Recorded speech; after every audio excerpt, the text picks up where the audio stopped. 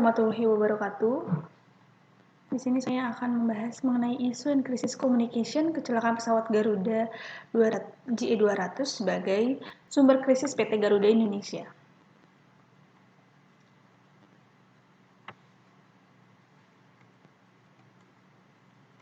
Pesawat Garuda Indonesia dengan nomor penerbangan GE200 rute Jakarta-Yogyakarta mengalami kecelakaan di Bandara Adi Sucipto, Yogyakarta. 2 orang dan 7 awak dinyatakan gagal mendarat. Penyelidikan atas kecelakaan yang menimpa GE200 ini melibatkan banyak pihak, namun yang paling terkait adalah Garuda Indonesia dan Komite Nasional atau yang sering disebut KNKT.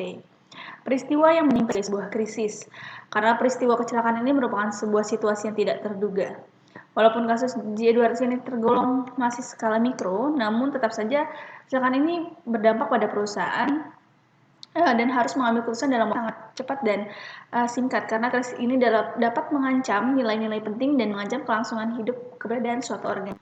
Dapat diketahui 3 dampak krisis Garuda 200 ini. Yang pertama adalah krisis ini dapat kedua, krisis ini mengancam perlawanan terhadap misi organisasi, yaitu sebagai perusahaan penerbangan pembawa bendera bangsa Indonesia kepada dunia guna menunjang pembiayaan yang profesional.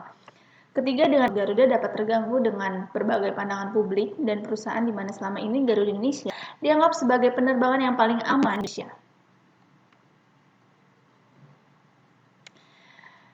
Berdasarkan dari dalam kasus krisis yang sewaktu-waktu dapat segera diaktifkan.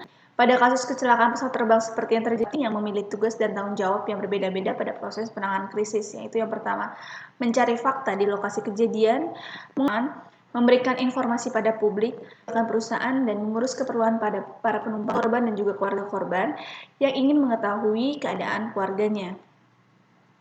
Nah, dari sisi image repair teori sendiri, dalam hal penanganan korban dan keluarga korban, yang menempatkan pada prioritas utama dengan tindakan dan tidak membedakan keluarga korban.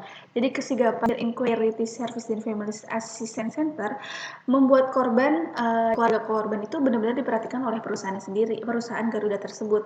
Jadi segala informasi yang dibutuhkan bisa langsung ditanyakan di liaison officer yang secara langsung ditugaskan untuk mendampingi korban dan keluarga korban. Nah, tidak jauh bentuk perhatian manajemen Garuda Indonesia juga diwujudkan dengan kehadiran pejabat struktural pada upacara-upacara pemakaman yang diselenggarakan oleh pihak keluarga korban baik di Jakarta, di Yogyakarta maupun di kota lainnya. Tidak lupa, pihak manajemen menyatakan ikut berbela-sungkawa melalui media massa nasional antara lain stasiun televisi dan beberapa media berskala nasional. Dalam situasi krisis communication theory sendiri, perencanaan krisis public relation Garuda ini menyiapkan 4 tempat. Sebagai krisis tersebut, Garuda langsung menyiapkan 4 tempat pusat pengendali krisis. Yang pertama adalah Emergency Control Center atau pusat kendali krisis utama yang berada di Cengkareng, yang berada satu tim bertindak sebagai pengatur komando. Kemudian ada Passenger Inquiry Center berada di lobi lantai 2 kantor, dibuka jaringan telepon, terutama lantai 15 kantor pusat Garuda Indonesia digunakan sebagai informasi kepada pers. Kemudian media informasi Indonesia di Jalan Merdeka Selatan sebagai pusat pemberian informasi, dikeluarkannya press release, pengadaan conference press, dan lain-lain. Di tempat ini juga disediakan ruangan untuk wartawan yang ingin mencari berita. Kemudian ada Posko Garuda Service Center, Vasco Garuda Passenger Service yang berada di Bandara Soekarno-Hatta sebagai kecelakaan yang akan berangkat ke Yogyakarta dan tempat kecelakaan. Ada Site Control Center, pusat pengendali krisis di lokasi kejadian, melibatkan Garuda Indonesia cabang Yogyakarta yang akan melakukan koordinasi dengan pihak yang berkepentingan. Untuk merancang krisis manajemen tim yang terdiri dari 5 tim yang berperan langsung dalam penanganan krisis, yaitu Emergency Control Center, Media Information Center, Garuda Indonesia Policy Group, and Crew Wolver Team, lalu menunjuk Vice President Corporate Communication PT Garuda Indonesia sebagai spokesperson tunggal, kemudian merancang sebuah sudah sangat terstruktur sekali berdasarkan dari organisasi renewal theory tersebut. Nah, Garuda sendiri memang tidak berlarut-larut dalam strategi perencanaannya dan memiliki manajemen krisis yang baik dan mencakup pre-krisis, krisis respon, dan post-krisis. Sehingga apa yang dilakukan itu tinggal mengikuti prosedur yang sudah ada. Memang kunci keberhasilan Garuda sendiri adalah tim manajemen krisis yang terlatih dengan baik karena berpegang pada manual krisis yaitu Emergency Response Plan Garuda Indonesia. Nah, ERP sendiri diperbaharui oleh perusahaan. Terus berbagai kelemahan dapat ditemukan dan terus diperbaiki.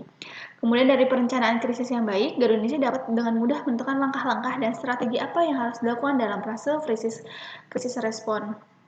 Sehingga kemudian langkah-langkah yang harus dilakukan pada post-krisis atau setelahnya dapat dilakukan dengan mudah. Berbagai informasi mengenai kecelakaan pesawat dan hasil-hasil kemudian terus dibagikan.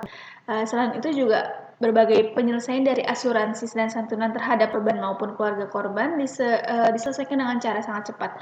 Dapat dilihat Garuda memang melakukan semuanya dengan maksimal karena hal ini merupakan suatu bentuk tanggung jawab dan jadi. Nah, manual perencanaan manajemen krisis sendiri ini dalam hal tersebut apa sih yang harus dipersiapkan? Di sini ada 5 tahapan. Yang pertama ada identifikasi dengan tepat bidang-bidang kegiatan yang mudah menimbulkan krisis. Biasanya ada after action maupun lainnya. Setelah itu kemudian dirancang suatu sistem peringatan dini berupa sistem pelaporan top down atau bottom up untuk mencegah membesar krisis. Jadi agar krisisnya itu tidak membesar ke mana-mana. Kemudian dibentuk dan latih manajemen tim krisisnya itu menggunakan pertimbangan fungsional perusahaan seperti public relation. Jadi ditunjuk siapa yang akan menjadi juru bicara dan mengontrol informasi yang harus dikeluarkan. Kemudian tentukan media yang akan dikomunikasikan. Di atas itu dilakukan dengan baik. Kemudian lakukan manajemen isu sebagai bentuk pencegahan krisis. Nah, di sini dapat dilakukan dengan memonitor lingkungan, mencermati tren atau isu yang terbaru di masyarakat mempengaruhi organisasi di masa mendatang. Jadi mengumpulkan data-data atau isu-isu yang kemungkinan bisa berpotensi akan terjadinya krisis di masa nanti. Nah, salah satu cara dengan belajar krisis yang dihadapi oleh organisasi jenis dengan aktivitas organisasi perusahaan kita. Jadi kita melihat saat ini sedang seperti apa krisis-krisis di sekitar lingkungan. Atau dari krisis, lakukan komunikasi dengan media yang tepat. Jadi kita harus menjaga dan menjaga komunikasi yang tepat tentunya dengan media manapun agar tidak adanya giring negatif ya ke dilakukan prosedur komunikasi krisis yang sudah direncanakan. Selanjutnya ada hubungan dengan publik atau media harus tetap dijalin pasca krisis, jangka panjang tetap terjalin walaupun krisisnya sudah lewat. Jadi hal ini penting untuk mengurangi kerusakan akibat krisis PR yang terjadi biasanya. Kemudian tujuan untuk membantu perusahaan berkomunikasi dan keluar dari krisis tersebut adalah untuk menjaga image dan reputasi perusahaan di mata konsumen atau masyarakat sehingga tidak rusak dan menyebabkan masyarakat menjadi terwarkan. Jadi memang strategi hubungan baik dengan mass media sehingga rilis yang resmi tentunya yang dikeluarkan dari perusahaan tersebut dan untuk mengurangi kemungkinan munculnya opini-opini negatif ke publik. Kemudian bila terjadi krisis di kantor pusat, maka persiapkan ruangan awan yang datang ke kantor. Jadi memang atau di suatu tempat, jadi buat satu ruangan khusus untuk para wartawan untuk saling bertanya. Kemudian menjaga hubungan baik dengan buzzer ataupun influencer di media. Opinion maker di new media tetap berpihak karena saat ini influencer Indonesia ada hubungan baik dengan influencer maupun buzzer-buzzer di media sosial lainnya. Oke, kurang lebih mohon maaf. Wassalamualaikum warahmatullahi wabarakatuh.